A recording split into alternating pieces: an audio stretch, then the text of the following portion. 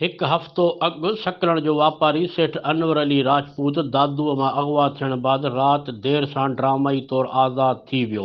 जेको धाड़ेलनि जे चंबे मां आज़ादी माणण बाद सिधो सकण प्रेस क्लब पहुतो, जिते हिन ॻाल्हाईंदे चयो त मां सकण प्रेस क्लब जो दोस्तनि जो शुक्रियो अदा करण लाइ घर वञण खां पहिरीं अव्हां वटि पहुतो आहियां, छाकाणि जो मुंहिंजी आज़ादीअ लाइ आला ऐवाननि ताईं सकण प्रेस क्लब भरपूर आवाज़ बुलंद कयो। हिन ॿुधायो त दादूअ जी अल-फलाह बैंक मां फुटिन जा पैसा कढाइण बाद जीअं ई सकरण अची रहियो होसि त भान सईदाबाद वटां खेसि अगवा कयो वियो, जॾहिं त संदसि कार शिकारपुर पुलिस जी फ़ौजदारी थाणे जी हद मां हथु आई हुई। हिकु हफ़्तो गुज़रण बाद सघारियुनि धुरनि समेत दादू ऐं शिकारपुर पुलिस जी कोशिश सां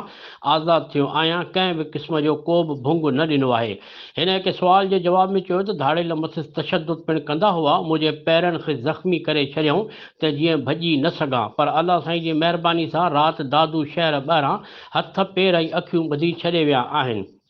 जंहिंजो मक़ामी माण्हुनि पारां पुलिस खे इतला कयो वियो, जिन मुंहिंजी सुञाणप करण बाद मुंहिंजे माइटनि खे इतला कयो, जेके दादू पहुची मूंखे वठी सिधो अव्हां वटि सकण प्रेस क्लब पहुता आहिनि। प्रेस कॉन्फ्रेंस सां अॻु राजपूत बिरादरी जा सभई माण्हू सकण प्रेस क्लब पहुता, जिन अनवर अली राजपूत खे गुलनि जा हार पाराए खेसि मुबारकूं ॾिनियूं। प्रेस कॉन्फ्रेंस दौरान मगोई अनवर जा भाउर ऐं सेठ अशरफुद्दीन गुदारो पिणु मौजूदु हुआ।